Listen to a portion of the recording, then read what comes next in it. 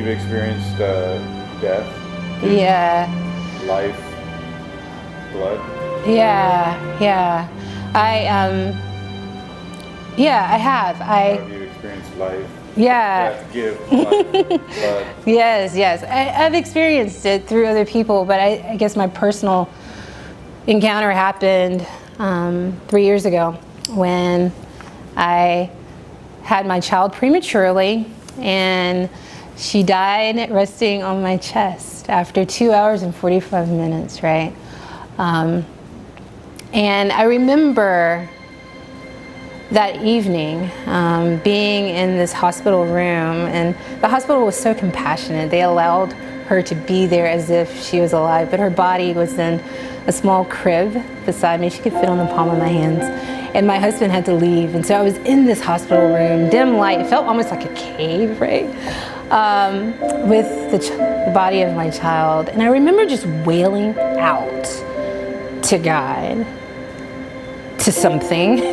I was angry and hurt and just wailing out and said, I sure as hell, God, need you to hear me, and I need you to make yourself visible and known to me, like clearly. I don't want any of this abstract ambiguity. Like in this time, if I am going to live through this, I'm gonna need you to show yourself and make it plain. I prayed that prayer, I guess, and cried and just waited. And in praying though, I think I also kind of heard, it was like a conversation. I was doing most of the screaming, but like this silent kind of voice was telling me, like, okay, just keep your eyes open and pay attention, right? Like just keep your eyes open. I went back to all my old school kind of gospel teachings of like, life with Christ means joy and abundant life, And it was like, yeah, I know that is possible even in the midst of my pain. So like, what does it look like for me to live abundantly and to honor the life of Ane and through my living, right? And so during that time, I began to just name things, and my husband, just name them to my husband. They were foolish. It's like, I want to get a studio downtown. I want to do art professionally. I'd like to travel the world taking pictures, photographs. And it's like, these things would give me life, and I want to love the world through things that are coming from my hands. And I feel like I have a lot to say. And during that time too, I was like creating on the floor in the middle of the night. I couldn't sleep a lot, but I would be making cards and be making things with watercolor. And it was just like that fed me, right? And gave me life and kept me going, right? That creating process, because I realized when you go through something like that, as a woman, for me particularly, my body couldn't carry her anymore. So there was a lot of grace and relearning how to love my body that had to happen. And through this process of creating, right, it was like, okay. Creating heals? Yeah, for me, in that moment it did. Because I realized, like, my body can create. And not to be angry with it. And that's taken time, right? And I'm still working on it.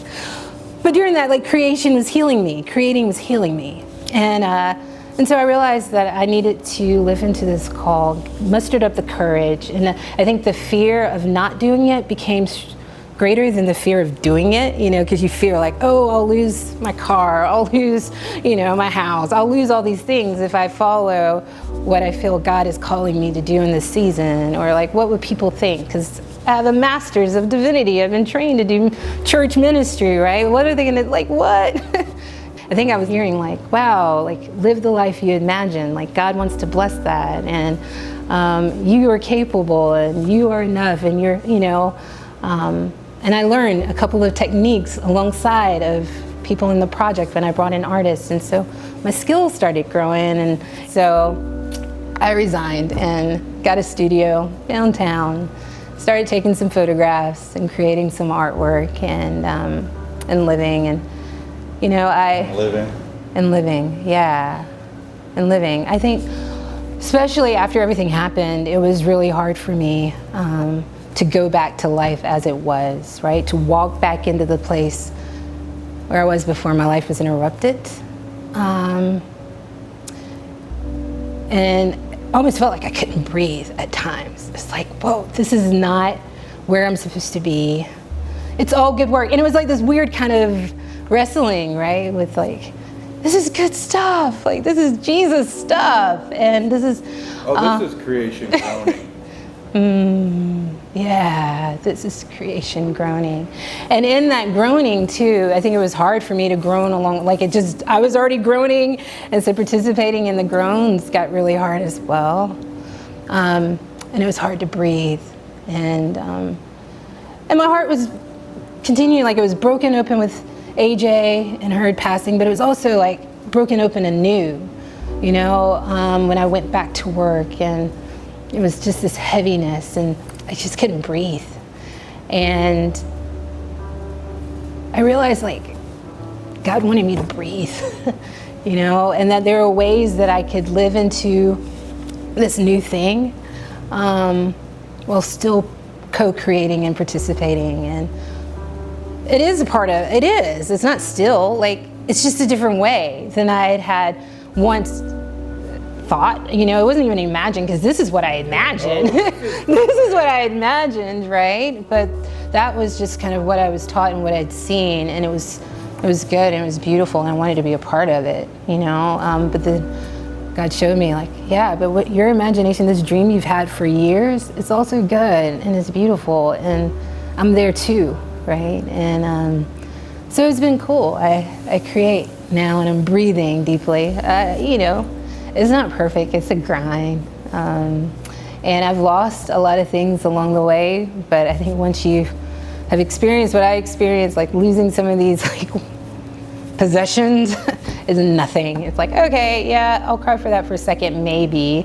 But I'm moving on, you know, and everything will come back. And it's made me a better person. I think it's made me, the journey continues to kind of make me a better partner to my husband, friend, daughter, sister, lover, friend. Yeah, like all of these things, because I'm living into who I believe God has created me to be, you know.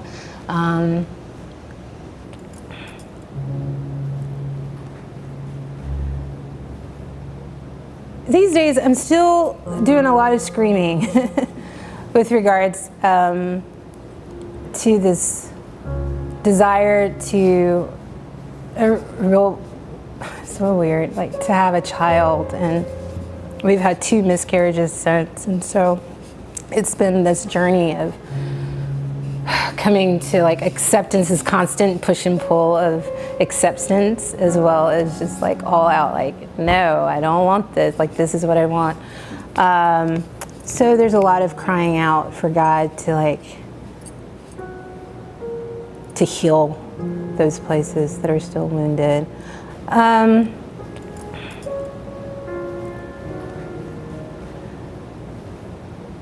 I think there is this dying in some ways that happened, and making room for like, and being open to growth. I've always been kind of, and I still sometimes cringe when I hear people say like, all things work together for good who loves the Lord.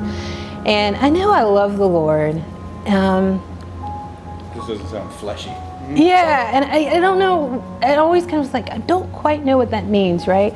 Because it always comes after, it doesn't always come, but I hear it a lot after kind of, I make myself vulnerable and naked in the sense of sharing like these tragedies that have happened, especially like the loss of my daughter.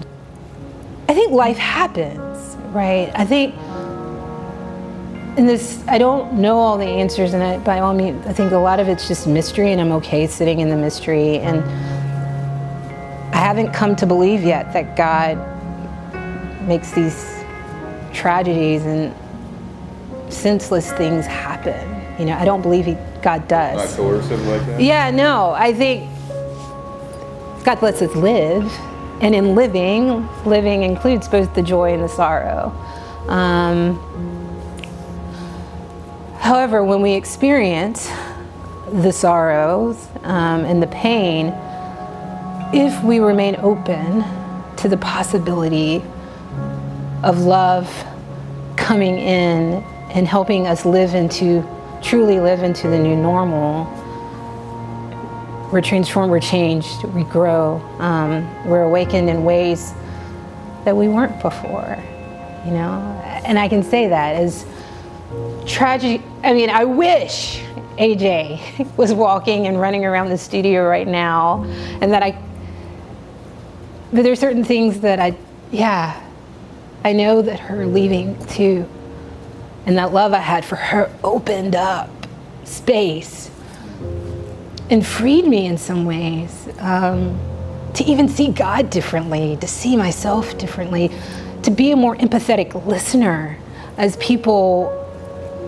I sit with people who are crying and lamenting, like taught me how to truly lament. Not just sit on a mourner's bench with somebody, but to lament some of the things that are happening that are not meant to be. Like, God does not desire for us to go through the heartbreak, which I think is different than a heart opening, but the breakings that we experience. I think God cries and weeps, you know, with us. And so, some of the things I've learned, gosh, like, man, I wish it hadn't taken that. There's so much life. But I know too, before she even died though, I was doing work with a therapist. That's always good. To claim life before she even arrived. Because I was like, I don't want my daughter to be afraid of some of the things that I'm afraid of. Like, I don't want my daughter to be a prisoner to guilt and to shame and to the past, you know? So like, work with me, therapist, work with me, God, work with me through my therapist and my pastor, God, and my husband and my friends who are willing to listen so that I can fully live even before she comes, you know? But in the breaking, I remained open to what God, to God's healing and how God could help me live. And it's made me a different person. And it's brought me back to life. And maybe even for the first time, I am really fully living. And it takes work every day, right? It's not a one-time thing. I'm always having to fight old records and voices and my own internal kind of, my mind that needs to make sense of all things and kind of freeing myself. The art helps me and pushes me the process, teaches me how to let go, dwell, and create a rich life in the midst of the mystery and the things that I don't have control over. Take each moment at a time. Try to figure out how to live well today, one day at a time. Yeah.